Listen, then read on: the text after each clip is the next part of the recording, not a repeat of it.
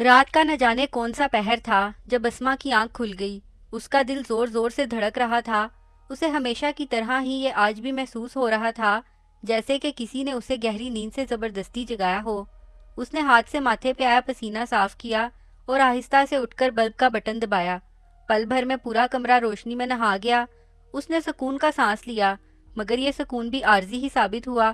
اس کے کمرے کی کھڑکی جو کہ باہر کی طرف کھلتی تھی اور وہاں سے کھیت صاف نظر آتے تھے، اس نے وہاں نظر ڈالی تو وہ کھلی ہوئی تھی، اور اسی لمحے اسے ایک تاریک سا سایہ اندر داخل ہوتا دکھائی دیا۔ ڈر کے مارے اس کی چیخ نکل گئی۔ وہ آہستہ آہستہ کانپتے ہونٹوں کے ساتھ درود شریف اور آیت الکرسی کا ورد کرنے لگی۔ میرے ساتھ یہ پہلی بار ہرگز نہیں ہو رہا تھا۔ مجھے آج بھی اچھی طرح یاد ہے جب میں 15 سال کی تھی اور نہم جماعت میں پڑھتی تھی۔ میرے 2 بھائی اور ہم 2 بہنیں تھیں۔ میں ڈیرہ غازی خان کے ایک قریبی گاؤں میں پیدا ہوئی۔ ابو گاؤں میں ہی کھیتی باڑی کرتے تھے۔ میں جس گاؤں میں پیدا ہوئی وہاں یہ بات زبان زد عام تھی کہ اس گاؤں میں جنات کا بسیرا ہے، اور جس بستی میں رہتی ہوں وہاں بھی تقریباً ہر دوسرے بندے پر جنات ہیں۔ خیر، ہماری بستی کے تھوڑا دور مٹی سے بنی ایک کوٹھی تھی جس میں ایک چھوٹا سا کمرہ تھا جو مٹی سے بنا ہوا تھا اور ہمیشہ بند ہی رہتا تھا۔ اس کے ارد گرد اینٹوں کی دیواریں تھیں اور وہاں کسی کو بھی جانے کی اجازت نہ تھی۔ بڑوں کا کہنا تھا کہ وہ جگہ بھاری ہے اور وہاں کسی برے سائے کا بسیرا ہے، اس لیے وہاں کوئی عورت تو کیا، رات میں مرد بھی جانے سے ڈرتے تھے۔ وہ جگہ دن میں بھی بہت پرسرار لگتی تھی۔ بستی سے تھوڑا دور کھیتوں میں وہ کوٹھی واقع تھی، ارد گرد کھیت اور درمیان میں وہ کوٹھی۔ اس کے قریب ہی ایک بڑا سا اور گھنا سا درخت جسے دیکھتے ہی رونگٹے کھڑے ہو جاتے تھے۔ جس زمین پر وہ کوٹھی اور درخت تھا، اس زمین کا مالک کئی بار اس کوٹھی کو ختم کرنے کی کوشش کر چکا تھا، مگر کوئی بھی وہ کوٹھی توڑنے اور درخت کاٹنے کو تیار نہ تھا۔ اس نے کئی بار مولویوں کو بلا کر وہاں قرآن مجید پڑھوا کر اس سائے کو ختم کروانے کی کوشش بھی کی، مگر قرآن مجید شروع کرتے ہی وہاں سے ایسی خوفناک آوازیں آنا شروع ہو جاتی کہ روح تک کانپ اٹھتی تھی، سو وہ آج تک اسے ختم کرنے میں کامیاب نہ ہو پائے تھے۔ خیر، مجھے بھی وہاں جانے سے منع کیا گیا تھا اور میں وہاں جاتی بھی نہیں تھی، مگر میری قسمت مجھے وہاں تک لے گئی۔ اس دن عید کا دن تھا اور ہم خوب تیار شیار ہو کر خوشبو لگا کر باہر سیر کو نکل پڑے۔ میرے ساتھ میری بہن اور گاؤں کی لڑکیاں بھی تھیں۔ ہم گھومتے گھومتے پتہ نہیں کیسے اس جگہ پہنچ گئے تھے، مگر کسی نے دھیان ہی نہ دیا اور ہم اس درخت کے سائے میں بیٹھ کر باتیں کرنے لگے۔ اسی دوران ہم نے جو مونگ پھلیاں لے رکھی تھیں وہ سب ختم ہو گئیں، اور پھر ہلکی سی ہوا چلی اور اس درخت کے پتے زور سے پھڑ پھڑائے۔ اس آواز پر سب نے اوپر دیکھا اور سب ہی خوف سے لرز گئیں۔ اس طرف تو کسی نے دھیان ہی نہیں دیا تھا کہ ہم کہاں بیٹھے ہیں۔ پھر سب نے آؤ دیکھا نہ تاؤ یکدم بھاگنا شروع کر دیا، اور ان سب میں سب سے زیادہ خوفزدہ تھی اور پوری جان لگا کر بھاگنے کی کوشش کر رہی تھی کہ ایک دم زور سے گری اور پھر میری آنکھوں کے آگے اندھیرا چھا گیا۔ جب میری آنکھ کھلی تو میں اپنے گھر میں تھی۔ میں نے سکون کا سانس لیا کہ اگر میں ابھی بھی وہاں ہوتی تو مر چکی ہوتی، مگر پھر جو میں نے سنا تو میرے ہوش اڑ گئے۔ اسما، تمہیں پتا ہے تم پورے 2 دن بعد ہوش میں آئی ہو۔ ہم سب کتنا ڈر گئے تھے جب تم بے ہوش ہو گئی تھی، تو میں بھاگ کر گھر سے ابو اور ماموں کو بلا لائی تھی، مگر ہم وہاں پہنچے تو تم زمین کی بجائے اوپر درخت پر لٹکی ہوئی تھی اور اب ہوش میں آ رہی ہو۔ یہ سب سن کر میں بہت ڈر گئی تھی، مگر پھر سب مجھے خوش رکھتے تو میں بھی سب بھولتی چلی گئی۔ اس کے بعد کئی بار میں نے ایک کالا سیاہ سایہ دیکھا تھا جو میرے کمرے کی کھڑکی کے پاس سے اندر آتا دکھائی دیتا تھا، اور پھر مجھے یہ بھی محسوس ہونے لگا تھا کہ جیسے کوئی ہر وقت میرے آس پاس موجود رہتا ہے، اور پھر میں آہستہ آہستہ اس کی عادی ہوتی چلی گئی۔ تنہائی میں اس سے باتیں کرنے لگتی۔ تم جو بھی ہو مجھے نظر تو نہیں آتے، مگر مجھے پتا ہے کہ اللہ کا ایک خاص کرم ہے مجھ پہ، اس لیے تو تم ہر وقت میرے قریب رہتے ہو۔ تم بہت اچھے ہو، ہمیشہ میرے پاس ہی رہنا۔ میں بس ایسے ہی کہہ دیا کرتی تھی، کبھی یہ وہم و گمان میں بھی نہیں ہوتا تھا کہ میں اس سے باتیں کر کے اپنے لیے کتنی مشکلیں کھڑی کر رہی ہوں۔ میں تو یہ بھی نہ سوچتی کہ وہ ہے کیا، بس یہ سوچتی کہ میرا وہم ہے۔ پھر اصل حقیقت تو تب پتہ چلی جب میں 15 سال سے 20 سال کی ہوئی اور میری شادی طے ہو گئی۔ اس دوران میں بہت خوش تھی، مگر ایک رات وہ ہوا جو میں نے کبھی نہ سوچا تھا۔ اس رات میں سوئی ہوئی تھی، رات کا تیسرا پہر تھا جب ایک تیز ہوا کا جھونکا آیا اور میری آنکھ کھل گئی۔ میں نے کھڑکی کی طرف دیکھا جہاں سے وہ سایہ اندر داخل ہو رہا تھا۔ اس رات پہلی بار مجھے اس سے خوف آیا تھا۔ پھر وہ سایہ آہستہ سے چلتا ہوا میرے قریب آیا اور میں سن ہو کر رہ گئی۔ اس دوران صرف مجھے یہ احساس ہوا تھا کہ وہ سایہ انسانی شکل اختیار کر چکا تھا، اور مجھے ایسا محسوس ہو رہا تھا کہ میں جیسے اپنی مرضی سے ہل بھی نہیں پا رہی۔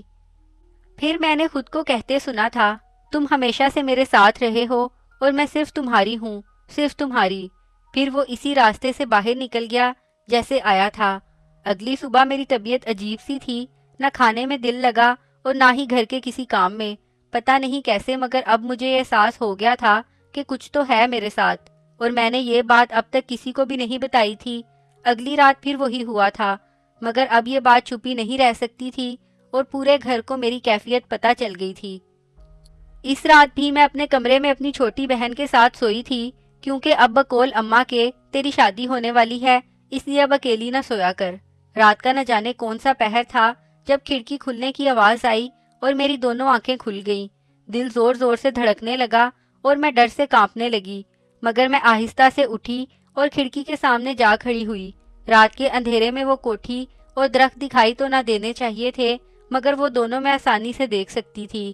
مجھے ایسا لگا جیسے کوئی مجھے اپنی طرف کھینچ رہا ہو۔ میں آہستہ سے مڑی اور بنا پلکے جھپکائے گھر سے باہر نکل کر کھیت کی طرف جانے لگی۔ اس کے بعد مجھے تو کچھ یاد نہ رہا، مگر میری بہن نے بتایا کہ اس کی آنکھ کھل گئی تھی اور اس نے کھڑکی سے مجھے کھیتوں کی طرف جاتے دیکھا تھا۔ وہ سب کو جگا کر میرے پیچھے لے آئی۔ میں آہستہ سے اس درخت کے نیچے گئی اور اس کے گلے لگ گئی۔ گھر والے یہ دیکھ کر بہت ڈر گئے تھے۔ سب نے مل کر مجھے اتنا زور سے کھینچا، مگر میں پتہ نہیں اتنی طاقت مجھ میں کہاں سے آ گئی کہ میں 1 انچ بھی نہ ہلی۔ پھر تھوڑی دیر بعد میں زمین پر بیٹھ کر زور زور سے ہنستی ہوئی بے ہوش ہو گئی۔ صبح آنکھ کھلی تو کچھ یاد نہ تھا، مگر میرے جسم کی ہڈی ہڈی درد کر رہی تھی۔ صبح ہی ابو پیر جی کو بلا لائے تھے۔ ان بابا کا نام تو مجھے یاد نہیں، مگر وہ بہت ہی قابل ہستی تھے۔ پورا گاؤں ان کی بہت عزت کرتا تھا۔ خیر اسی صبح یہ ظاہر ہو گیا کہ میرے اوپر کوئی سایہ ہے۔ گھر والے بہت پریشان ہو گئے تھے، اور میرے سسرال والے جو کہ رشتے میں میرے پھوپھا یا پھوپھی تھے وہ بھی بہت پریشان تھے۔ اور جب تک یہ ظاہر نہیں ہوا تھا کہ میرے اوپر کوئی سایہ ہے، تب تک میں اتنی نہیں ڈرتی تھی، مگر اب تو ہر موڑ پہ ڈر میرے ساتھ ساتھ تھا، اور اب میں پہلے جیسی اسما نہیں رہی تھی۔ اب تو میں کوئی 100 سال کی بیمار بوڑھی دکھائی دینے لگی تھی۔ واش روم جاتی تو لائٹ چلی جاتی، کچن میں جاتی تو دو دو امیاں والدہ دکھائی دینے لگتی۔ پھر وہ پیر جی آئے اور انہوں نے بتایا کہ سادگی سے میرا نکاح کر دینا چاہیے، مگر چونکہ پھوپھی کو سب پہلے سے پتا تھا، اس لیے وہ بھی کچھ پریشان ہو گئی تھی۔ پھر ابو نے منت کی کہ میری جوان بیٹی ہے، اس طرح برباد ہو جائے گی، اور بالآخر پھپھو مان گئی، اور اس طرح جمعرات کی شام کو میری سادگی سے نکاح کر کے رخصتی کر دی گئی۔ کہا تو یہ گیا تھا کہ شادی ہوتے ہی مجھے تمام مسائل سے چھٹکارا مل جائے گا، مگر ایسا کچھ نہ ہوا۔ شادی کی پہلی رات جو کئی دعاؤں اور مرادوں کے بعد آتی ہے، شادی جیسے رشتے کے بارے میں سوچتے ہی دل میں میٹھی سی لہر دوڑ جاتی ہے، مگر میں جانتی تھی کہ کچھ تو ہوگا ہی، اور پھر وہی ہوا۔ سہیل جو ہی میرے قریب ہوئے، یکے بعد دیگرے 3 تھپڑ ان کے منہ پر پڑے تھے، اور پھر ہر دفعہ ہی یہی ہوا۔ اس وقت مجھے خود سے زیادہ سہیل پر ترس آ رہا تھا۔ اگلی صبح پیر جی خود تشریف لائے تھے، اور سب سنتے ہی گہری سوچ میں ڈوب گئے تھے، اور اگلے دن آنے کا کہہ کر چلے گئے۔ اگلے دن وہ آئے تھے تو ان کے ساتھ ایک اور بھی پیر تھے، اور ساتھ میں کچھ گاؤں کے مرد بھی تھے۔ پیر جی نے مجھے کہا تھا کہ 5 وقت کی نماز ادا کرنا، مگر 5 وقت کی تو کیا، میں تو 1 وقت کی نماز بھی ادا نہ کر پاتی تھی، اور ہفتہ ہفتہ نہاتی تک نہ تھی۔ اس دن پیر جی نے بہت مشکل سے مگر اس سائے کو قابو کر ہی لیا تھا، اور انہوں نے اسے مجھے چھوڑنے کے لیے کہا، مگر وہ نہ مانا، اور پھر اپنی اصلی شکل میں آ گیا۔ لمبے لمبے اور بکھرے بال، بدنما چہرہ، بڑے بڑے دانت، جسے دیکھتے ہی کراہیت محسوس ہو رہی تھی۔ پھر پیر جی نے اس سے پوچھا تو اس نے کہا، میں نے اسے بچپن میں دیکھا تھا عید کے دن، اور تب سے میں اسے اپنا سمجھتا ہوں، اور یہ بھی مجھ کو اپنا سمجھتی ہے۔ تو میرا کچھ نہیں بگاڑ سکتا۔